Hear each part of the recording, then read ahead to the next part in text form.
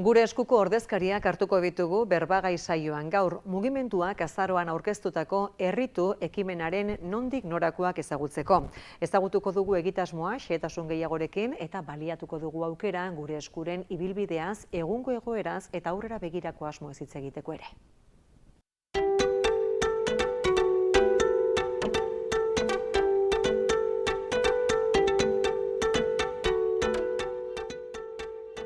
Euskal komunitatea osatzeko norbanako ekintza moduan definitu dute sustatzaileek herritu egitasmoa.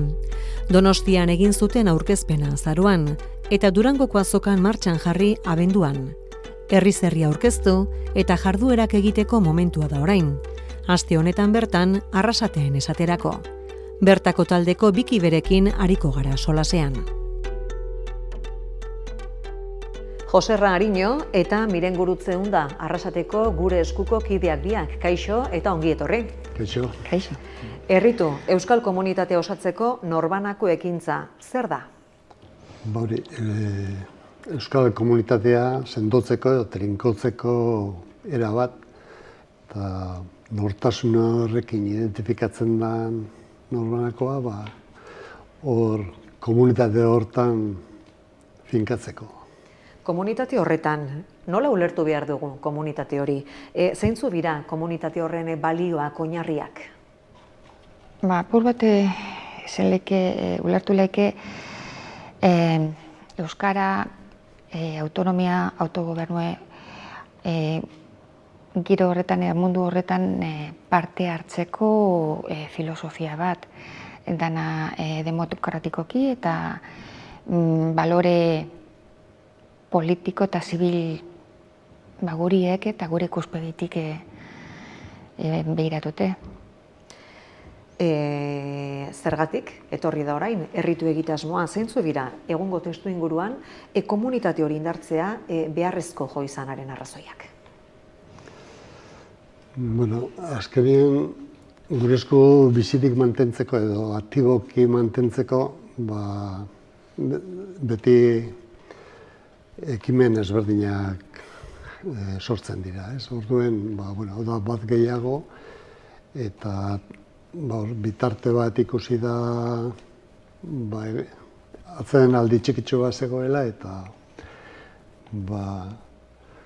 hortik pixkat aktibatzeko jendea, eta hor gaudela honendik, zenbatzuk ahaztu jendie, ekintzarik ez badago ahaztu jendie gure esku dagoela, orduan. Hor gaudela adierazteko. Zaila da, egunerokoan hor presente egotea. Bai. Eta hortik ez da aldiro antolatutako zenbait ekintza. Jendea ekartzea, jendea erakartzea lortu duten hainbat eta hainbat ekintza izan dira urteetan barrena, ez da? Bai, gizakatea aspaldi ahaztute gaudeia, baina gizakateak hasita,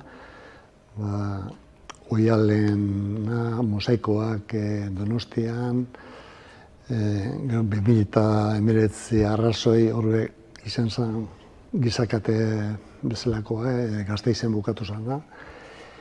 Beteko periode bai izan zen beste indarrasko hartu zegoen ekintza bat, ez da? Bai, katalanakin batera, Pirinetako. Bai, eleganti izan zen.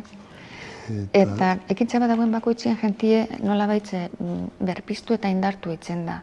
Eta apur bat da hori filosofia hau, ez? Apur bat hori daukauen grinaren hortasun hori berrido elkartzie apurtxu bat da. Egon zen beste 2011an o 2021an esan dut, 11 gara ekintza, baina justo pandemia hasi zen. Aurkezpena egiteaz batera, pandemia sartu zen eta bertan bera. Ez zuen laguntzen momentuko egoerak. Elkartasuna, herri libreak, herritar guztientzako eskubide gehiago, nahi horiek agerian geratu ziren, azaroan San Mamesen jokatutako partidan ere, ez da, futbol partiduan, Euskal Selekzioaren eta Palestinaren arteko partidu hartan. Ekimen horrekin bat egin zuen besteak beste gure eskuk ere. Halakoi jarraipena, emateko modu bat ere bada, nolabait esatearren herritu egitasmoa? Baitxe. Azken finean da, munduen dazen nazinuek eta apur bat konsientzia hori hartzie eta elkar elkarlana eta apur bat kontzeptu hori da. Jarraipena horrik eta etorriko dienak. Azkenean, hemengo egoera bezala, Frantzian hizkuntza aldetik, esango nuke ia okerrago daudela, estatu espainolean baino. Orduen, aktibazio, jentien kontutan eukin da nazio ezberdinak, pixka bultzadatxo bat emoten zaio ekimen hauekin. Eta zen gairi buruz erabaki beharko genuke Euskal Herritarrok libre eta demokratikoki? Autogobernu guztia izan beharko genuke. Erabakizek gure ikuspegitik aurrera tatien nolabait, gure bizimodutik eta guk erabaki hemen, guretzat, dano kontuan hartu da, baina apur bat gure esparruen batez ere. Entzun izen da, horrekin egoista punto bat daukagula, hemengo egoera hobia dela beste toki batzutan baina ni pentsa dut Euskal Herriaren solidaritate maila ez dagoela erakutsi beharrik. Azkenen gure ikuspegitik bebai eleke besti, azkenen gure gauna da gure hizkuntza, kultura, gure nortasune guzti hori hortik beste guztie zabaltzi. Ez dauko bat bestia uste dut, ez daukela zer gaitik kontra. Eta justu ere egungo autogobernu maila gainditzeko prozesuak martxan daude. Esate baterako Euskal Autonomia Erkidegoan, Araban, Bizkaian, Gipuzkoan, nola ikusten dituzu zentzu horretan alderdi politikoak, nola negoziaketak? Bideratuta dago autogobernu ponentzia, hor dabiltz, horri forma emon nahian, baina batzutan abiadura hartzen du, da hurrengo geldialdiak, nik uste dut partido politikoak egoera bakoitzean ez diotela emoten jarraipen berdin bat, segunda egoera, jolasten dute pixkat politikoki eurek etekina ataratzeko. Orduan, gure lana hor bultza egiten egotia da. Benetako konpromiso bat baino, interes politikoen araberakoa. Bai. Hori EAN, baina prozesuak martxan daude, denean, baina denean prozesuaren ezaugarriak eta erritmoak ez dira berdinak. Nafarroan, Ipar Euskal Herrian ere ari dira lanean. Bai, abiadura berdina ez, bakoitzak bere abiadura egoera ezberdina izetera, baina azkenean zazpi herrialdeak, helburua da zazpi herrialdeak lortzea autonomia hori, ez? Abizera diferentiek eta prozesu diferentiek da leku bakoitzea. Hori da, prozesuak ezberdinak dira, baina prozesuak martxan daude. Ikusten duzue aukera errealik, ze aukera erreal ikusten duzue, erabakitzeko gune gehiago izango dituen egitura politiko bat ezartzeko? Bueno, hori, hemen foketan da dana, esaten da dela, hauzetela martxa bat, ez dela sprint bat. Orduen, momentu honetan gauzien nahiko lasai dau, eta lan luzerako lan bat ikusten da. 2013an hasi ginenean, pentsatzen zen 4 urtean, baina azkenean gau maratoi bat da. Eta luzea horako. Eta jarretxu bihar. Etzipen barik, urterik urte, aletxoak jartzen joan. Hori da gure helburua. Uste baino luzeago doa, baina jarraitzen du. Geroxiago egingo dugu atzera apur bat eta ikusi zer den urteotan mugimendutik egindakoa. Herritu, kanpainara egitasmora etorrita, bi euskarri fisiko izango ditu, hementxe ditugu gainera, ez da, ekarri dituzu eta mahai gainean ikusgai, txartela eta pina. Ze ezaugarri dituzte bi euskarri fisiko horiek eta horien bitartez herritarrek zer adieraziko dute? Pina adibidez da biztan eramateko ikusten den gauza bat, eta Euskal Herriko armarria daramana. armarria dama, eta horren ezaugarria, danok dakigu. Azkenean, honek ere gure dagoena da guztia da, Euskal komunitate baten parte hartzen gauela, eta hortxe gazela aurrera lanien hori babesteko ideia apur bat hori da, ez? Eta egitasmoarekin bat egiten duten herritarrek, bi euskarri fisiko eskuratuko dituzte, pina aipatu dugu batetik, txartela izango da bestetik. Txartel horrek ze ezaugarri ditu, ze izango da txartela? Txartela bakoitzak jartzen du bere ezaugarriak edo, ez dago base dato bat ez da egongo. Orduen, gure eskuk zerrenda bat hartuko du nun batzen duen hor dagoen zenbakia, baina ez du bestelako datorik inun jarriko. Orduen, erabilera bakoitzak aukera dauka argazkia epinteko edo ez. Azken adierazmen bada. Eta non erakustea edo non eramatea izango litzateke ideia? Bueno, nola baitze da, dauko hori formatu epine, nola baitze gainen, beste formatu hori esera txarteltxu hoi norberak bere karteran eramateko, eta bebai dauelkita pegatinatxo bat, telefono aldekat, nire no baitzen, esan gabe moru nola, borondatezko adierazmen bat denez, bakotxa bere balori emun biko dutxo. Eta bat egin nahi duten herritarrek zer egin behar dute, nola eskuratu ditzakete euskarri horiek? Bueno, kita 10 euro balizio dau, 5 euro adin txikikuek. 20 urtetik berakoek 5 euro eta bestela 10 euro. Azkenean, gure eskuk ez dauka inongo finanziaziorik, bazkideak, kamisetak, tripontzia, horre mantzetzen gaituena, ez? Eta azkenien kostua daukate, pina, papelai, programa informatikoa, eta da, orduen, da gutxi gora bera horren gastua ekiditzeko. Apur bat finanziatzeko eta...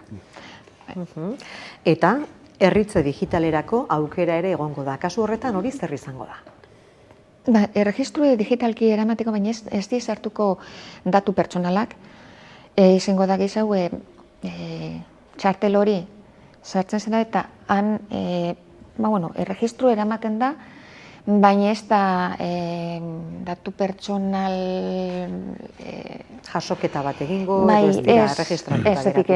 Hori, datuek delikau horri kontrolatzik ez da gauza erraza, orduan atalike erritu digitala eta bebai eraman digitalki. Horretarako txartel horre dauka zenbaki bat, nun guk batzen dugu zerrenda eramateko zenbat egiten dien hori, baina gero ondoan dauka bai klabe bat, eta digitalera sartzeko erabili behar ditu hori, zenbaki hori eta klabea sartu behar ditu. Bertanak hartzen dien da, bai. Horra hartzen da.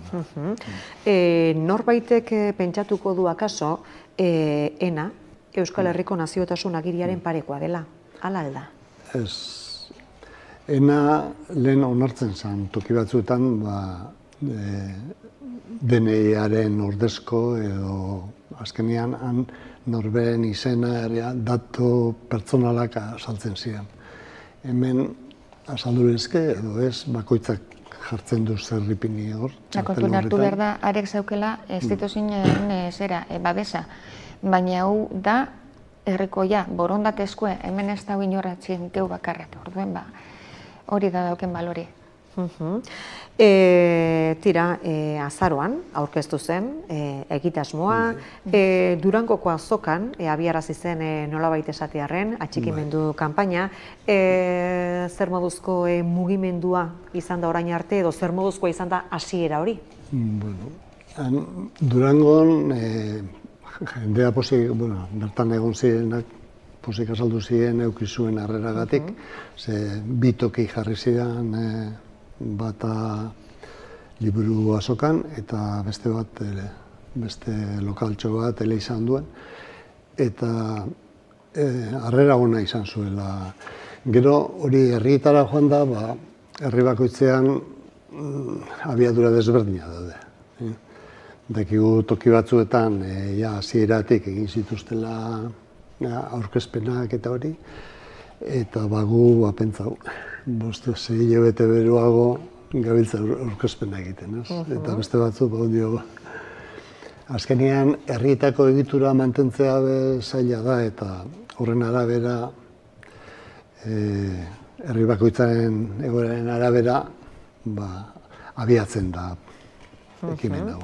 Hori da, ez da, eta Arrasateren kasuan hain justu ere, oraingo astean, hilaren 23an egingo duzu aurkezpen hori. Izan ere, garbi dago, egitasmo hau aurrera ateratzeko, herrietako taldeek paper garrantzitsua izango duzuela, ez da? Bai, azkenean eragileak eta konbidatu ditugu, eragile ezberdinak, eta, bueno, ez dakigu... Hilaren 23ko aurkezpenera diozu. Aurkezpenera, bai. Bai, eta herritarren babesa behar gauela, eta, bueno, hortzegaz, egunien alakauen ahitzen. Ez dakigu ordu egokia edo egokia izango dan, ze azkenean... 23an zein ordu eta tokitan? 6:30 Ferreriaseko lokalean. Eta zalantzak sortzen dizkizue?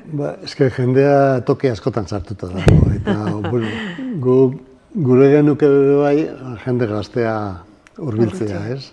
Baina hori da zailena, hainbeste ekintzatan sartuta dago jendea,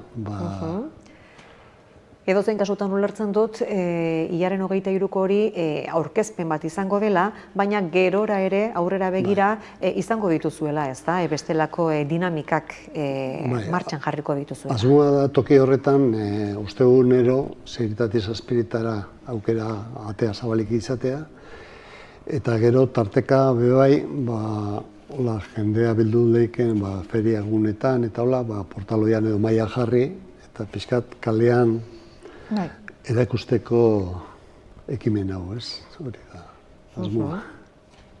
Tira, gure esku dagoren, gaur egungo gure eskuren, ibilbidearen hasiera aipatu dugu, 2013an izan zen, 2019tik gure esku dago, gure esku dago hasieran, 2013tik, 2019tik gure esku. Atzera begira jarrita, zeintzu izan dira unerik garrantzitsuenak, zeintzu emandako pausorik garrantzitsuenak? Hasi zeu, historikoki zeu zitzez. Gizakatea karrakasta handiak izu, baina gero hauteztontziak herrietan egin ziren, jarri ziren hauteztontziak horrek arrakasta handiak izan zuen, bai. Jendea asko bildu zen. Bai, hasieran jentie asko, parte asko hartzen zeuen, oin kostatzen zaigu askoz gehiago. Uste dut, haundizena izan zala, argistaketarena, eta turrerako bebai jentie parte hartu zauen banderolak eta jartzen, eta uste dut izan zila azken bola hortan. Kirol ekimenetan, Itzulia, Espainiako Vuelta, hor, gure ikurrarekin jendea hurbiltzera bultzatzen dugu, eta hor, kanpaina oso, jendea atxikimendua egiten du, eta hurbiltzen da. Horako tokitera. Aldiro antolatutako ekintza horietara batzen dira, herritarrak izan dira, sekulako arrakasta izandakoak ere. Edozein kasutan lehen zenioten moduan, 45 urtean bere egitekoa bete eta desagertuko zelakoan 13 urte geroago lanean jarraitzen du oraindik ere. Bai, azkenean helburuak ez dira bete, orduan helburu horiek betetzera edo ahalik eta gehien hurbiltzen geha helburu horietara behintzat. Eta sumatzen da neke edo desgaste soziala ere nolabait esatearren. Bai, azkenean jendea pasatzen da maitate, momentu une batzutan parte hartzen du, baina epe batera joan egiten da. Mantentzia kostatzen da, asko. Eta, baldintza horietan, zein puntutan esango zenukete dagoela mugimendua gaur egun? Mugimendua biziri dago, jokan. Kostatzen dena da, jentie etorritie lanera mantentzeko. Eta badutzezu jentie kalera ekintza bat parte hartzen dago. Kostatzen dena hortxe. Lan haitzie. Alde horretatik kostatzen nahi zaigu. Kalera atatzen duzunean jentie gustora hartzen dago parte. Hori da. hortxe dau desorikatxo bat. Bueno, horrela begira daude maiatzean daude herrialdeko hiriburuetan ekintzak egiteko asmoa dago. Eta gero uztailean, bai, joan zan urtean egin zan bezala Bilbon manifestazioa, uztailean aurten zerbait egiteko asmoa dago. Eta maiatzean, zer nolako ekintzak, ezer aurreratzeko moduan zaudete edo ez oraindik? Oraindik horri gorputza nonbari dago. Nazio mailako egoitza, Arrasaten dago, zergatik Arrasaten? Da geografikoki erdigunea, orduan azkenean Donosti baten izan bazan, pentsa Bilbotik Donostiraino joan beharra edo.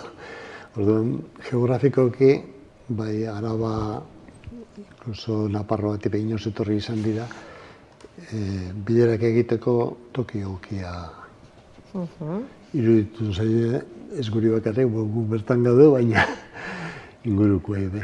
Eta zelan dinamika dago bertan, egunerokoa, asterokoa, aldikakoa? Ez, asterokoa.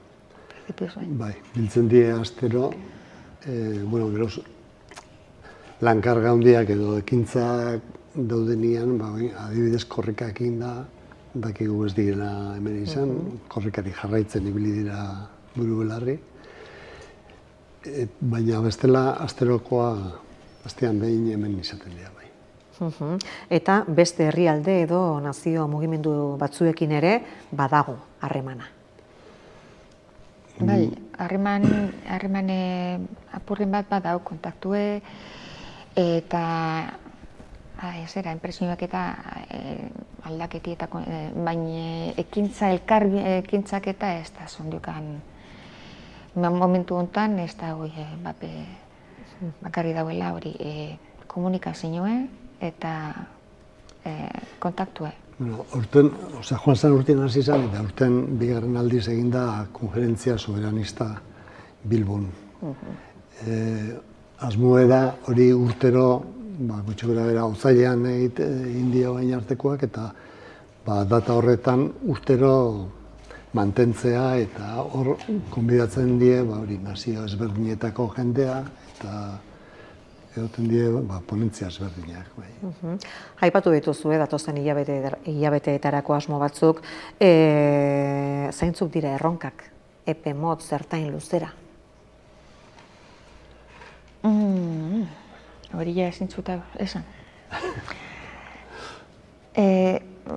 Momentuz da jarraitzie egunen lortu arte apur bat Eusko Jaurlaritzak ero ponentzia eta kasuetzie. Eta hortik aurrera ikusien behar. Ez daukagu berririk halako epe luzera ez helmuga daukauen, ez? Ez daukagu. Aurrera jarraitzea eta egoeraren bilakaera. Egunean ikusia, zera behar nola doien egoera, apur bat. Esaten dana hori, txingerra mantendu, gero zue berdenerako. Tira, Miren Gurutzeun da eta Joserra Ariño Arrasateko gure eskuko kideak, eskerrik asko bisitarengatik eta hurrengo batera arte. Zure, argitaratzearen.